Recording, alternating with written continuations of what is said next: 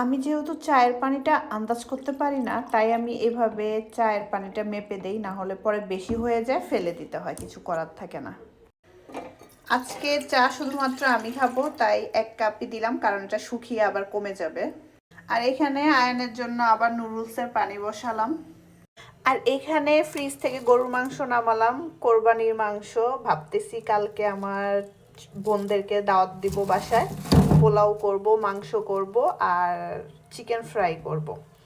সাদা গরুর মাংস করব, এটা আমি ইউটিউব দেখে করব। এটা আমার কয়েকদিন ধরে আমি ফেসবুকে দেখতেছি, তো আমার খুব খেতে ইচ্ছে করতেছে, এই জন্য ভাবলাম যে সাদা পোলাও আর তার সাথে সাদা গরুর মাংস আর চিকেন ফ্রাই করব। তো দেখি, এই তো আজকের কালকের যেহেতু ফ্রাইডে, এটা কালকের প্ল্যান আমার। এর মধ্যে নুডলসের পানিটাও বলক চলে আসছে, এখন আমি নুডলসটা দিয়ে দিলাম। এখন আমি নুডলসের মশলাটাও দিয়ে দিব সম্পূর্ণ। এখানে আমার চায়ের পানিটাও বলক চলে এসেছে, এখন আমি পাউডার মিল্ক দিয়ে দিচ্ছি।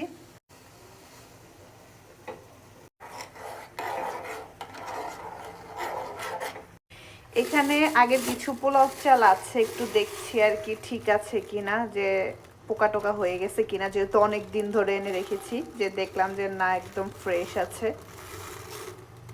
যেহেতু এখন উইন্টার সিজন চলে আসছে, তাই গ্যাসটা না তেমন একটা থাকে না, গ্যাস কমে যায় বা চলে যায়। তো দেখি যদি পসিবল হয় আমার পক্ষে, তাহলে একটু পায়েসও করব, ওরা আবার আমার হাতের পায়েসটাও খুব পছন্দ করে।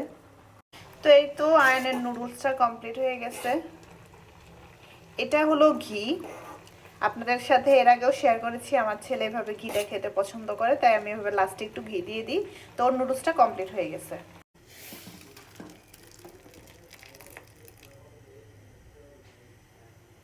এটা না ঠান্ডা হতে হতে আর একটু ঝোলটা টেনে আসবে, তো এখন আমি ঠান্ডা হতে দিব আগে, তারপর ওকে খেতে দিব।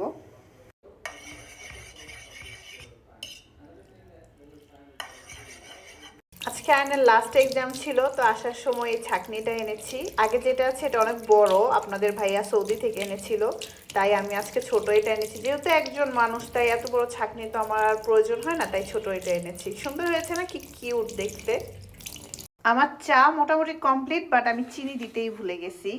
তো আমি চায়ের মধ্যে এত একটা চিনি খেতে পারি না এখন, একদমই কম। আজকে মনে হচ্ছে কি চায়ের দুধটা কম হয়ে গেছে, বুঝতেছি না আসলে, একটু কালচে কালচে লাগতেছে আমার কাছে। আমার ছাঁকনিটা কিন্তু একদম পারফেক্ট হয়েছে।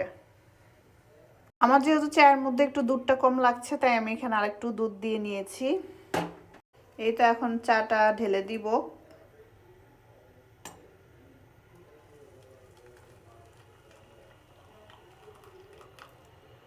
আমি কিন্তু এখানে একদম 1 কাপ পানি দিয়েছিলাম, তো একদম শুকিয়ে আমার যতটুকু দরকার একদম পারফেক্ট হয়েছে মাশাল্লাহ।